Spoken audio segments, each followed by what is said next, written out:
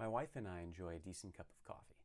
In fact, before we got married, my wife went and purchased a Breville Barista Express espresso machine, which we still use almost every day. The problem I want to solve today, though, is storing these cups. Typically, we store them under the counter, which is great and all until you try to pick one up. This is the Everyday Analyst. Welcome. I'm slowly trying to get this channel up and going. Right now, I'm putting out some solutions for everyday problems. If you like these sort of projects, please click the subscribe button. It would really help me out getting started. And with that, let's get right into today's solution. I'm going to be designing this in Fusion 360, but let's take a look at what we're designing for. Cup, average coffee cup, lid for the cup. There's actually a third item, is a coaster, not a coaster, sleeve, a cardboard sleeve for the cup as well. And I want to see if I can get these all into a neat footprint so that they're just all held together as one unit. So let's take a quick look at a napkin sketch I've put together real quick.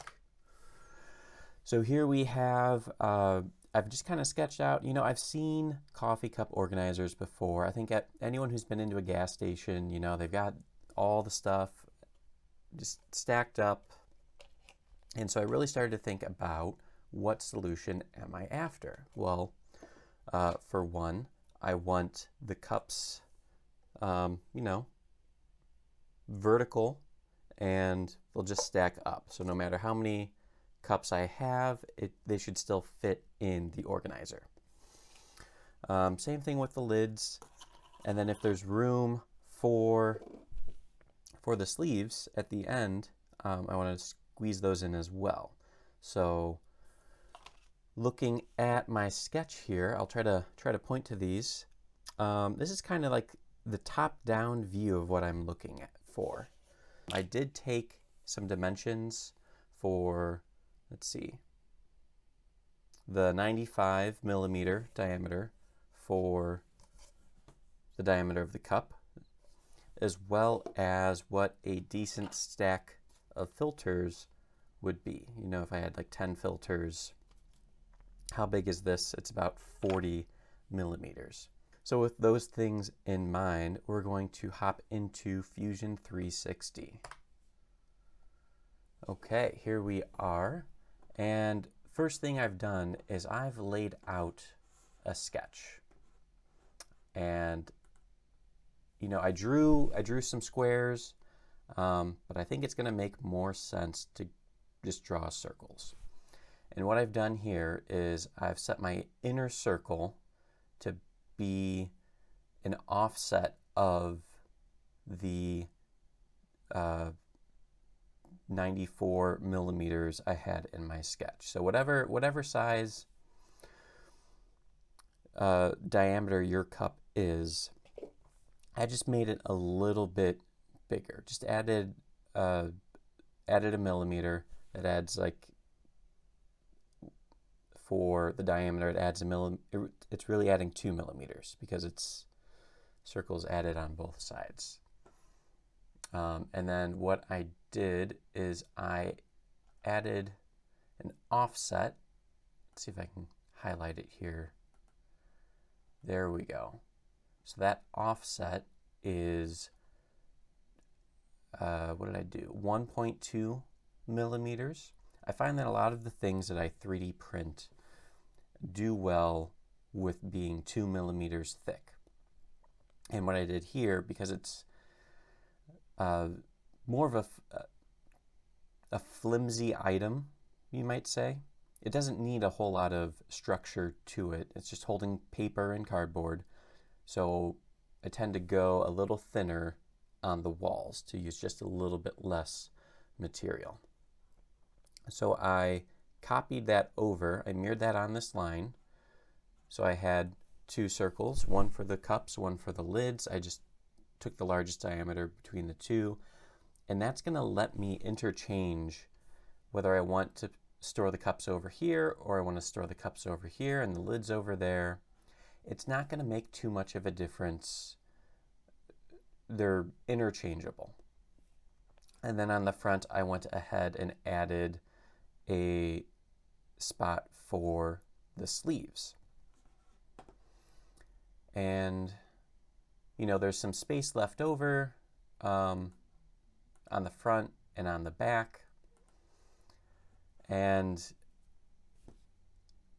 I don't know what to do with that quite yet. Maybe I'll put some the stirs, you know. I don't put cream in my coffee or sugar. I don't have a reason to have stirs, but you know, some friend or guest coming through might want that. So if I can get some stirs, there's a place to keep it right here. I'm going to go fast forward on my timeline, and we're going to see that once we extrude that sketch, it's pretty much almost done. I'm going to hide that sketch actually, so we can just look at what we have here. And from that same sketch, I went ahead and I did the bottom, the floor, and the walls. And I went back and forth actually on keeping this bottom part open, or open to where the sleeves are at, or closing it off and doing more stirs. But what I find is that when you put taller things in front of shorter things, it's harder to get the shorter things out from behind them. So with the lids, you know, if I have some lids behind some coffee stirs, and I actually do have some coffee stirs, it's just going to make it harder to grab the lids when they're behind. So I'm leaving that open, and I'm really not going to store anything in front, only in the back here. I'll do some coffee stirs. So we're going to come in a little closer now, and what I've done, I'll rewind on my timeline here. I've put a sketch on the front face here just to notch this out, and that's a spot for your thumb to go in and grab your filters. But actually, we have little stickers. This is from our wedding. We just put a bunch of stickers on these sleeves, and so the diameter of this round sticker is the same as the little thumb place in to get and pull the sleeves out. So that's, you know, it really just needs to be big enough for your thumb, but you know, why not also display the fun little logo that we have? So similarly, we want to be able to get the coffee cups and lids as well. Especially these lids. You know, the lids are only, I don't know, they're only so tall, and the sidewalls on this model, as I've made them, are much taller. So you can end up in a situation where your lids are just stuck in here. You can't get them out. You have to maybe tip the whole thing over to get them out. So we want to put some thumb access holes there as well. And this one was actually a little tricky because when cutting out on a round surface, it doesn't always look the best going straight through. So what I actually do is I put the sketch on here, and I used the emboss feature. And what the emboss feature does is it allows this shape to actually wrap around the surface of this curve. And so you can see that the cut through the model here isn't straight through. One second.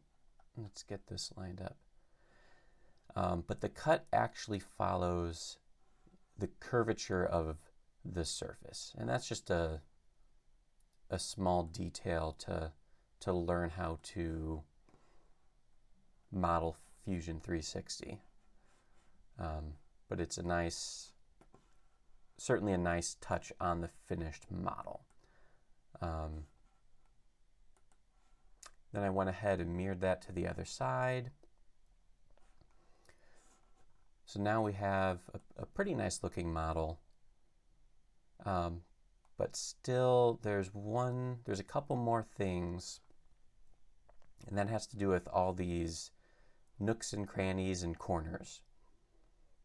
So you can see here we have, just a spot for, I don't know, coffee grounds, crumbs, dust to get in there that you're going to have a hard time reaching in and getting out, as well as it looks a little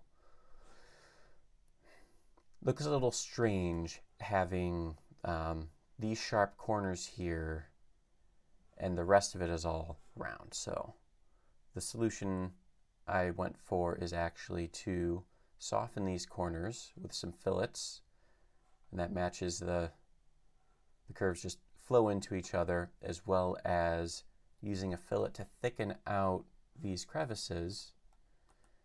And we'll take a look at the back pocket as well. And that looks a lot better if you ask me. So this is the finished model.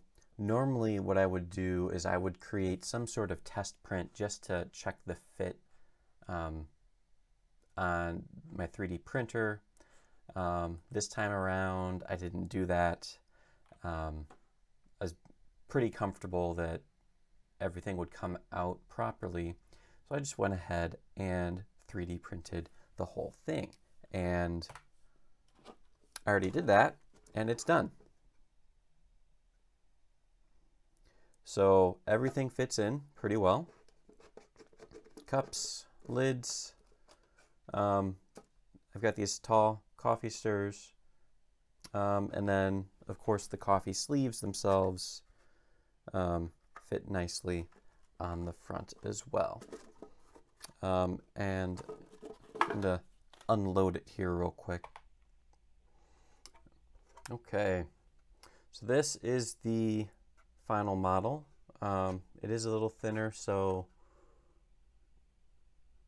you can see it bends a little bit, but again, it's just holding paper and cardboard. So if you found this at least useful or helpful in any way, please hit that like button to let me know.